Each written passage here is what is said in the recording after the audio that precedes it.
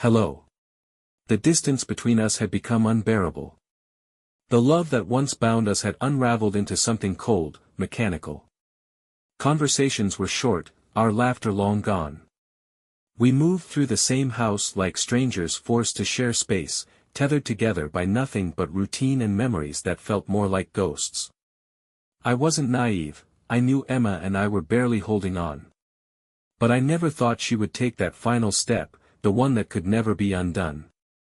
That's why, when she sat across from me at the kitchen table, a cautious smile on her lips, hands resting gently on her stomach, I didn't feel joy. I felt dread. "I'm pregnant," she said softly, watching me closely. My breath caught in my throat. I had a vasectomy a year ago. Everything inside me went still. My hands, resting around my coffee mug, tightened slightly. The heat seeped into my skin, but I barely felt it. My pulse pounded in my ears, drowning out the quiet hum of the refrigerator, the distant sound of a car passing outside. I forced a smile. "That's incredible, Emma." She beamed, looking so genuinely happy that for a split second, I almost believed she had forgotten that this was impossible. But no, her eyes were watching, waiting. Testing me. I swallowed hard, nodding slowly as she began talking about the pregnancy, how she'd suspected it for weeks, how she finally took the test yesterday. I heard none of it. My thoughts were a storm, a violent clash between logic and hope, between denial and rage. There had to be another explanation. Maybe the vasectomy failed. It was rare, but not impossible. Maybe the doctor had made a mistake. Maybe. No. I already knew. But knowing wasn't enough. If I accused her now, she would have excuses, tears, lies. I needed proof. Undeniable, irrefutable proof. So, I smiled. I nodded. I played the part of the loving, unsuspecting husband. But inside, something inside me had already snapped. I barely slept that night. Emma lay beside me, breathing steadily, her body curled slightly in the blankets. I stared at the ceiling, my mind unraveling everything she had ever said, every touch, every glance, every excuse that now seemed to carry a hidden meaning. Who was he? How long had it been going on? Was this the first time? I clenched my jaw, forcing myself to stay still. My mind was a battlefield, but I couldn't let her see the war raging inside me. Not yet. I needed proof. A paternity test required DNA, mine and hers. I could collect my own easily. But hers? She would never willingly let me take a sample, not if she had something to hide. I needed to be careful. Calculated. I needed a way to get what I needed without her ever suspecting. And then, the idea came to me. The next morning, I woke up early and made breakfast. Not just any breakfast, the kind I used to make when we were happy. Pancakes, eggs, bacon, fresh fruit. The smell filled the kitchen, drawing Emma in, just like I knew it would. She walked in, surprised. "Wow, what's all this?" I turned, spatula in hand, and gave her my best smile. "Just wanted to do something nice." She tilted her head, watching me, before stepping closer. "That's sweet." Sweet. She had no idea.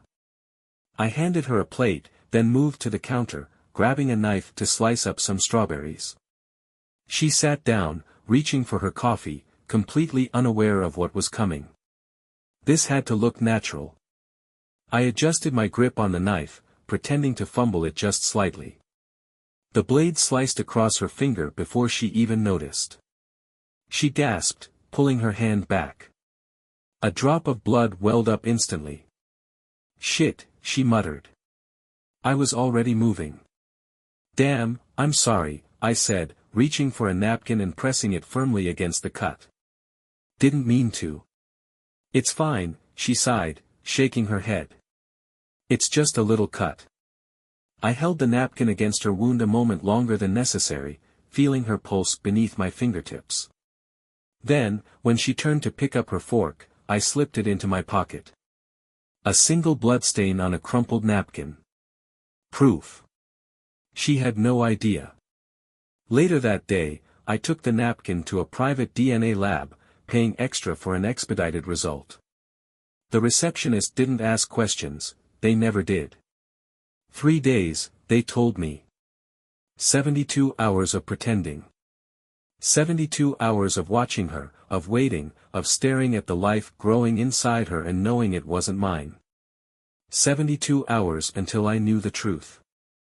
And then, I would decide what to do next. The call came 3 days later. I had been sitting in my car, parked outside the office, staring at my phone, waiting for it to ring. My hands were clammy against the steering wheel, my breath slow and measured. I already knew the answer. Still, when the phone buzzed and the lab technician's voice came through, I felt the world tilt. "The test results are back," she said, monotone, clinical. "You are not the biological father." The words hit like a hammer to my chest, crushing what little hope I had left. I swallowed hard, gripping the steering wheel so tightly my knuckles went white. "Are you sure?" I heard myself ask, even though I knew the answer. "Yes, sir. There is zero possibility of paternity. Zero." I hung up without another word, staring out the windshield at nothing. It was real. She had done this. Emma had gotten pregnant by another man. Rage surged through me like wildfire, hot and blinding. I wanted to storm into our house, throw the DNA results on the table, and watch her lie to my face. I wanted to see the guilt in her eyes, the panic when she realized she had been caught. But I didn't. Not yet. I took a slow breath, forcing my hands to relax. Confronting her now would give her the upper hand. She would cry, twist the story, turn herself into the victim. I needed more than just a test result. I needed to catch her in the act. So I waited.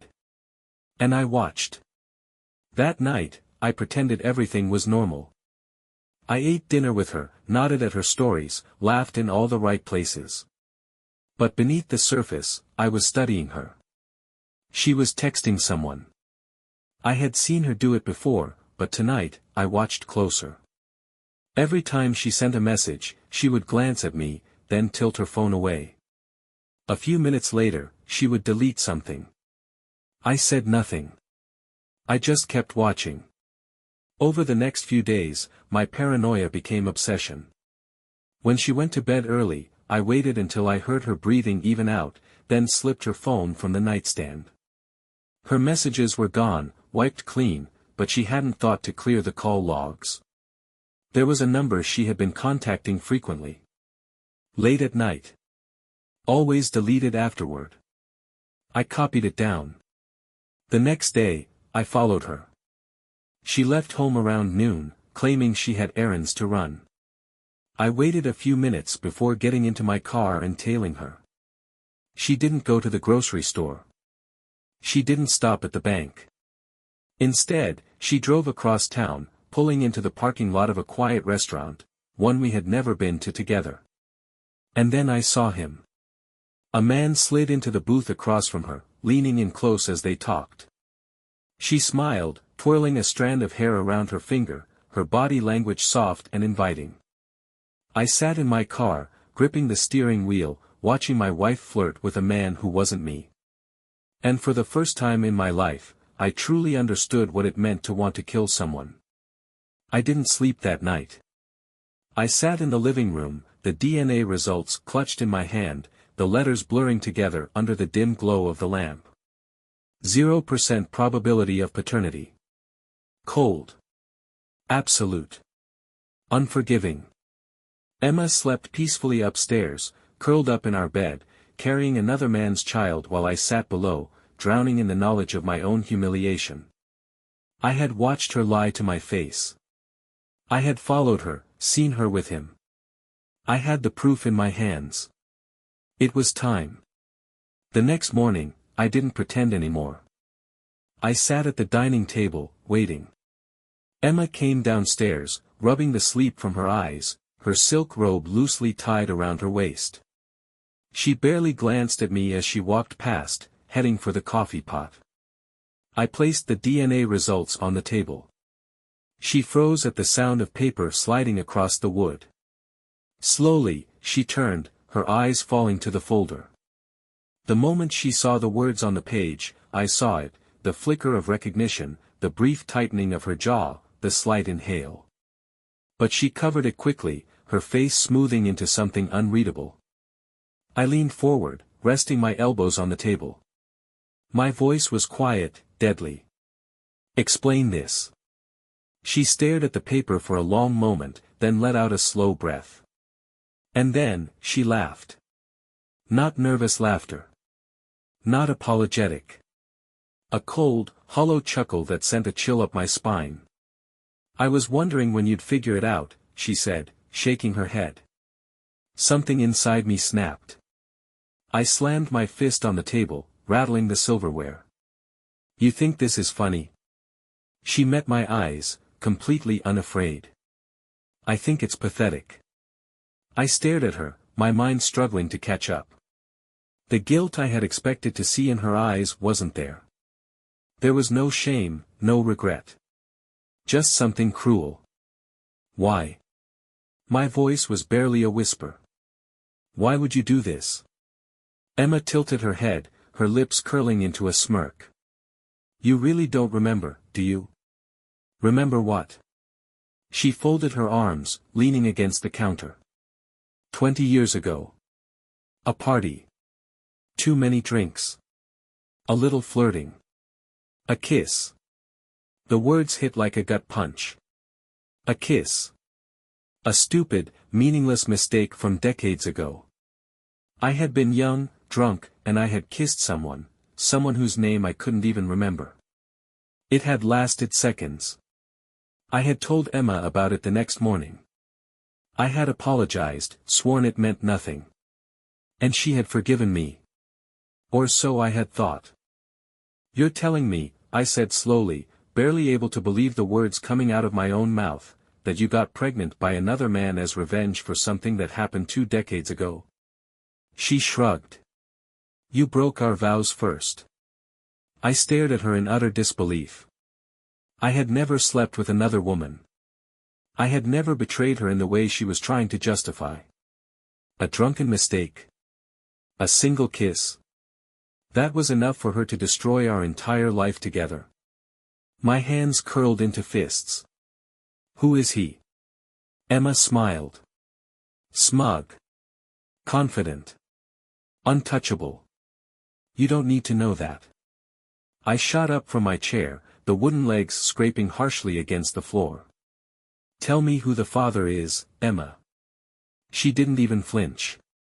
She just turned back to her coffee, taking a slow sip before answering. "You'll find out soon enough."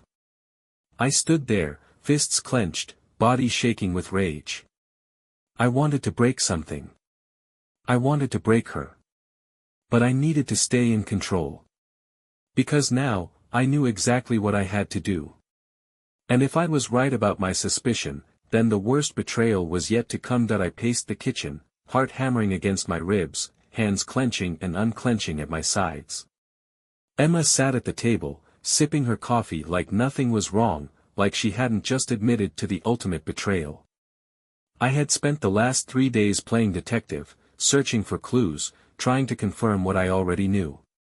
But now I needed the name. I needed to hear it from her lips. I turned to face her, voice sharp and cold. "Tell me who the father is." Emma smirked but said nothing. I grabbed the DNA test results off the table and slammed them down in front of her. "Say it, Emma. Say his name." She finally looked up at me, amusement flickering in her eyes. "Does it matter?" The calmness in her voice made my blood boil. I took a step closer, towering over her. "I swear to God." She tilted her head, studying me. Then, as if she had been waiting for this moment, she leaned back in her chair, crossed her legs, and delivered the final blow. It's Ryan. The room went silent. I felt the air leave my lungs, my mind scrambling to process what she had just said. Ryan. My best friend. The man I had trusted for over 20 years. The man who had stood beside me at my wedding. I shook my head, laughing bitterly. You're lying. Emma raised an eyebrow. Am I? I turned away from her, running a hand through my hair, trying to breathe through the white-hot rage building inside me. The plates on the counter, the mug in my hand, everything around me blurred as the betrayal sank in. Ryan. I had trusted him. He had been in my home. Had dinner at my table. I had told him things I never told anyone else. And all this time, he had been fucking my wife behind my back. My vision tunneled, hands shaking as I reached for the nearest object, a glass sitting by the sink, and hurled it across the room. It shattered against the wall, shards raining onto the floor. Emma barely flinched. I wanted to hit something. I wanted to hit him. Without another word, I grabbed my keys and stormed out of the house. Ryan lived 10 minutes away. I made it in 5. I barely registered pulling into his driveway before I was out of the car, fists clenched, body running on pure instinct. I pounded on the door, the sound echoing in the quiet neighborhood. Seconds later, it opened. Ryan stood there, eyes widening in surprise.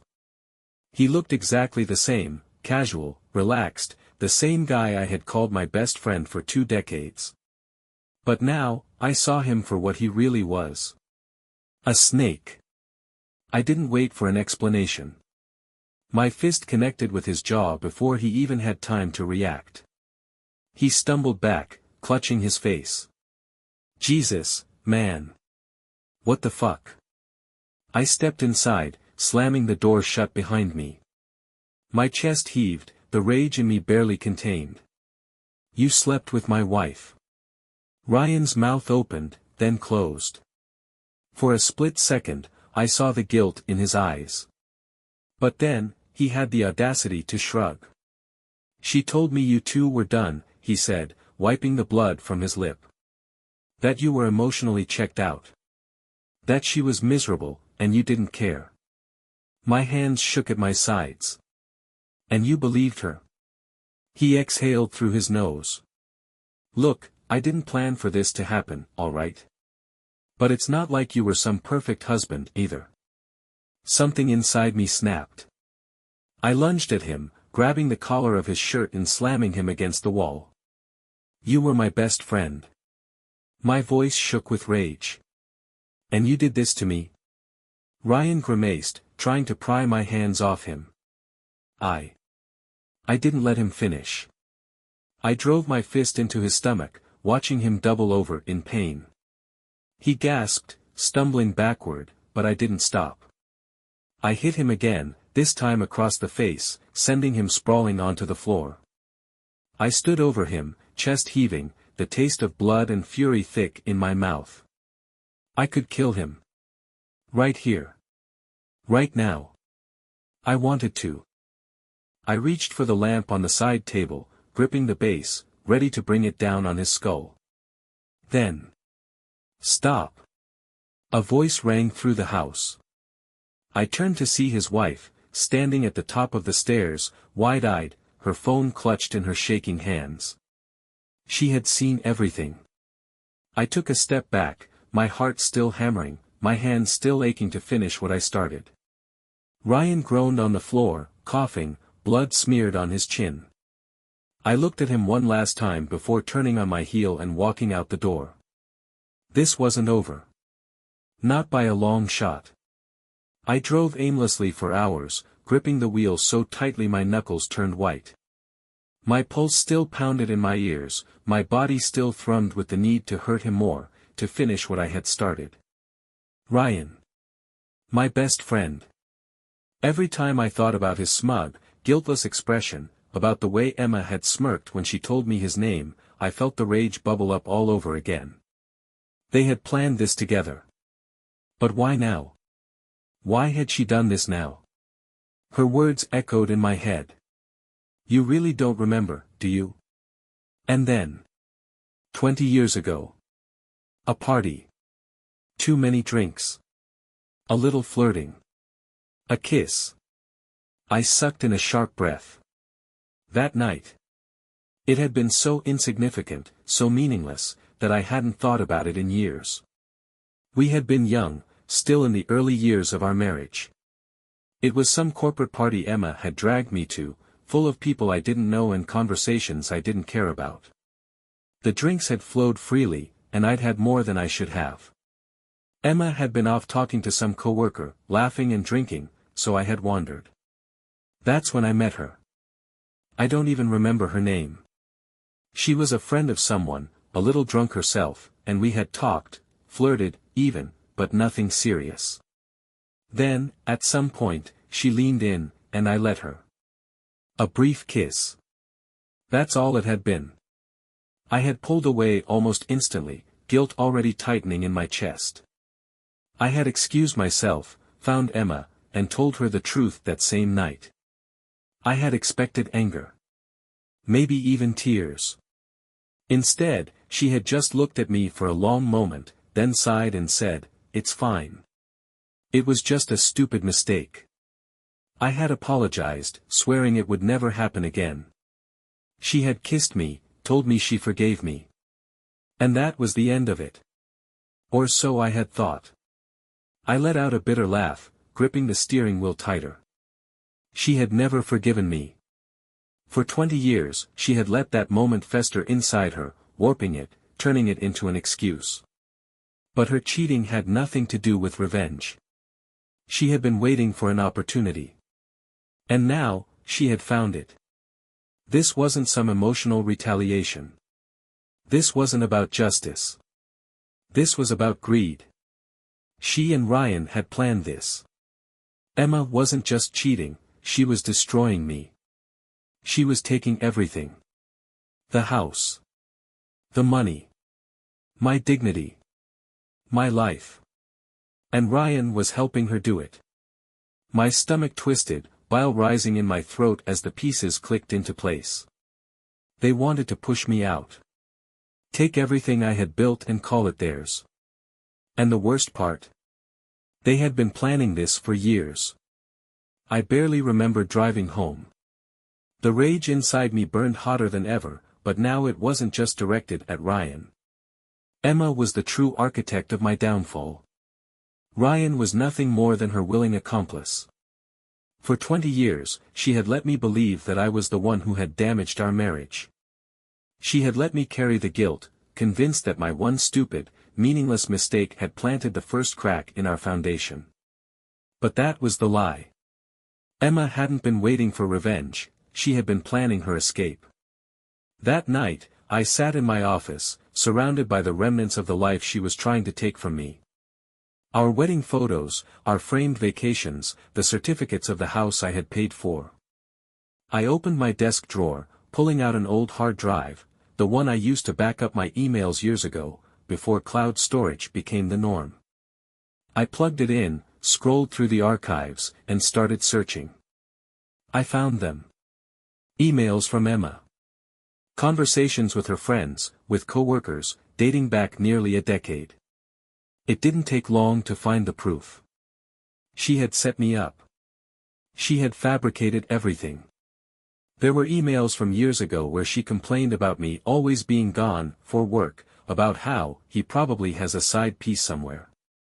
When her friends reassured her that I was faithful, that I had never given her a reason to suspect me, she brushed it off. Men are all the same.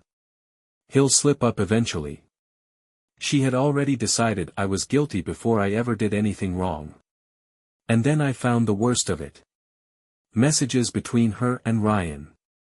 The conversation started nearly 4 years ago. Ryan, does he suspect anything? Emma, no. He's still in his own little world.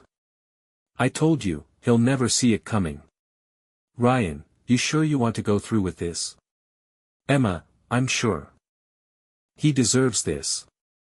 Ryan, you know I'd do anything for you, right? Emma, I know. That's why it's going to be you and me in the end. 4 years. She had been planning this for 4 years. Every fight, every cold shoulder, every bitter glance, all of it was intentional. She wasn't reacting to a betrayal. She was creating one. She wanted to cheat.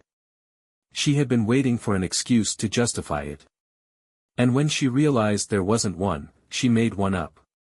And now, she was carrying his child. My hands trembled as I stared at the messages, bile rising in my throat. I should have felt broken.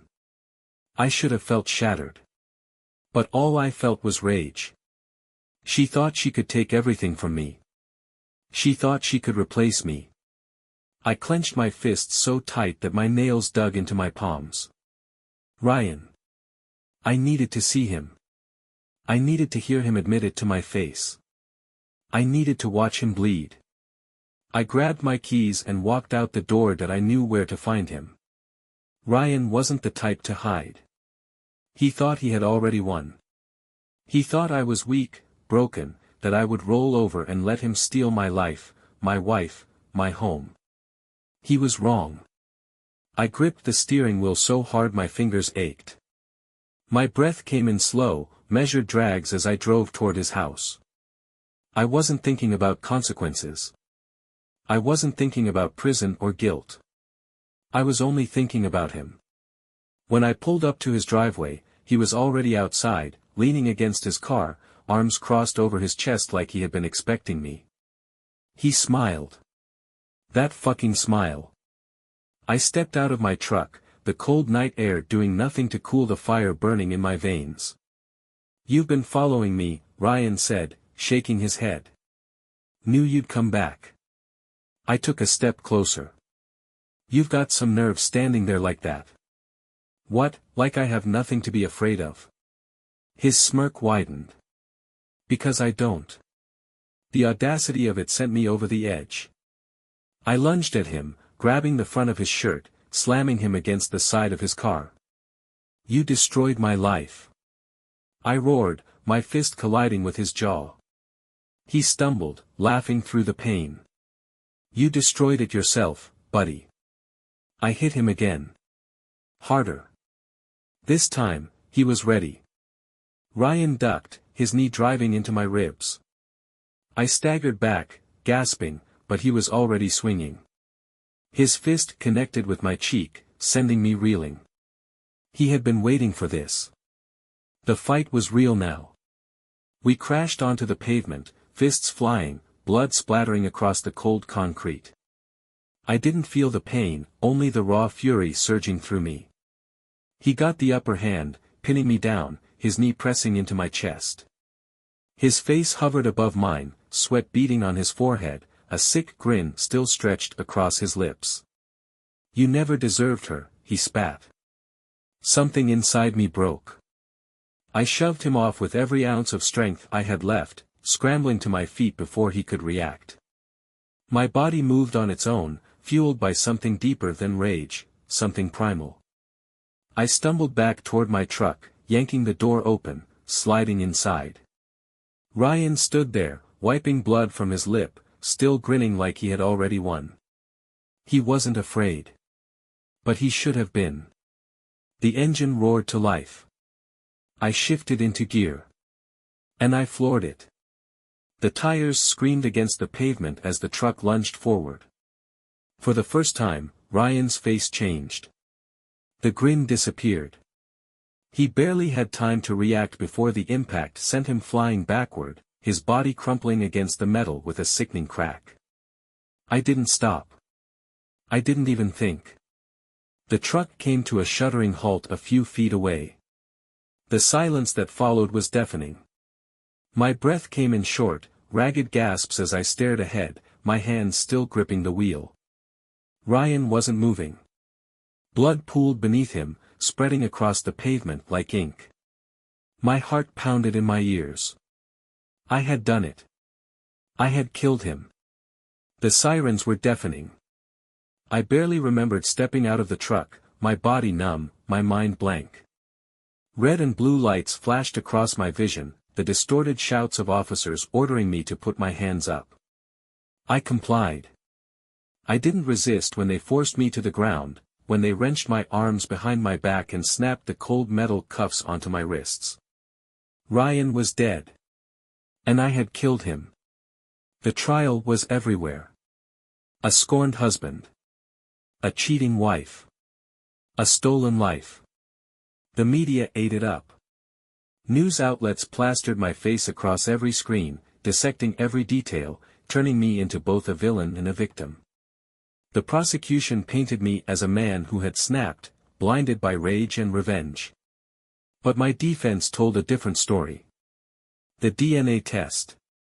The affair. The calculated betrayal. Every dirty secret Emma thought she had buried was dragged into the light, exposed in front of the world. She sat in the courtroom, her belly swollen with Ryan's child, playing the grieving widow, but it didn't work. The jury saw through it. The evidence was damning. She had cheated. She had manipulated me. She had driven me to the edge. And I had fallen. The verdict came down after weeks of deliberation. Manslaughter. 5 years in prison. It could have been worse. Should have been worse. But the court had taken my side.